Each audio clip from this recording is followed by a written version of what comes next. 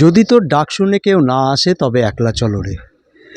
রবীন্দ্রনাথ ঠাকুরের এই গানটিকে মূলত পাথেয় করে কংগ্রেসের প্রার্থী গলসি বিধানসভা কেন্দ্রে একাই লড়ে চলেছে। কারণ গত বিধানসভা নির্বাচনে আমরা দেখতে পেয়েছিলাম কংগ্রেসের হাত ধরেছিল যেই সিপিএম, সেই সিপিএম কিন্তু এবছর হাত ছেড়ে দিয়েছে। যদি তোর ডাক শুনে কেউ না আসে তবে একলা চলো রে। রবীন্দ্রনাথ ঠাকুরের এই গানটিকে পাথেয় করে মূলত কংগ্রেস প্রার্থী দেবাশিস বিশ্বাস প্রচারে নেমেছেন গলসি বিধানসভা কেন্দ্রে। কারণ গত বিধানসভা নির্বাচনে কংগ্রেস হাত ধরেছিল সিপিএমের, কিন্তু এবছর বিধানসভা নির্বাচনে কংগ্রেসের হাত ছেড়েছে সিপিএম। তাই একাই রাজনৈতিক ময়দানে লড়ছে জাতীয় কংগ্রেস। এলাকার বিভিন্ন প্রান্তে প্রচার করছেন জাতীয় কংগ্রেস গলসির প্রার্থী দেবাশিস বিশ্বাস। গলসি বিধানসভা কেন্দ্রে কাঁকসায় যখন বিজেপি প্রার্থী রাজু পাত্রর হয়ে দিল্লির মুখ্যমন্ত্রী ছুটে আসছেন, অপরদিকে তৃণমূলের প্রার্থী অলোক কুমার মাঝির হয়েও রাজ্যের মুখ্যমন্ত্রী ছুটে আসছেন। কিন্তু জাতীয় কংগ্রেসের হয়ে গলসি বিধানসভা কেন্দ্রে কাঁকসায় সেই মতো হেভিওয়েটকে প্রচারে না পেলেও তিনি একাই প্রচারে ব্যস্ত। কংগ্রেস প্রার্থী দেবাশিস বিশ্বাস জানিয়েছেন তিনি সম্পূর্ণভাবে আশাবাদী গলসি বিধানসভা কেন্দ্রে মানুষের সমর্থনে তিনি জয়ী হবেন।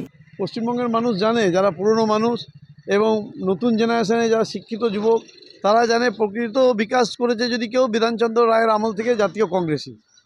বিধানচন্দ্র রায়ের হাত ধরে জাতীয় কংগ্রেসই পশ্চিমবঙ্গের যত ভারী শিল্প বলুন, যত কৃষিকার্যে আপনি উন্নতি বলুন, সব জায়গাতে শিক্ষা প্রতিষ্ঠান বলুন, হসপিটাল বলুন, সবই কংগ্রেসের আমলে।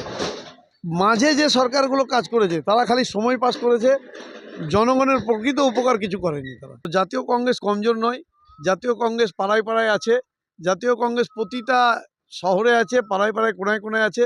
আর সিপিএমের সঙ্গে এবারে আমাদের জোট করেনি। আমাদের প্রদেশ সভাপতির ইচ্ছে ছিল যে জাতীয় কংগ্রেস, সিপিএমের ইচ্ছা ছিল আমাদের সঙ্গে জোট করা, এবং প্রদেশ কংগ্রেস সভাপতি আমাদের মনে করেছিল আমরা দীর্ঘদিন এই পশ্চিমবঙ্গে ক্ষমতায় নেই, আমাদের কংগ্রেস কর্মীরা আশা করছে যে প্রতিটা এলাকায় যেন আমাদের ঝান্ডাগুলো ওড়ে, মানুষ আবার বেরিয়ে আসছে, কংগ্রেসের হাত অবশ্যই মজবুত হবে। আর গলসি বিধানসভাটায় আমি যে সাড়া পাচ্ছি, আমি নিশ্চিত যে জাতীয় কংগ্রেসই গলসি বিধানসভাটাই জয়ী হবে। এখন 4 মে বিধানসভা নির্বাচনে যে ফল ঘোষণা হবে, সেই ঘোষণায় কে জয়ী হয় সেটাই এখন দেখার বিষয়। পানাগড় থেকে সুভাষ দাস, সারা বাংলা দর্পণ।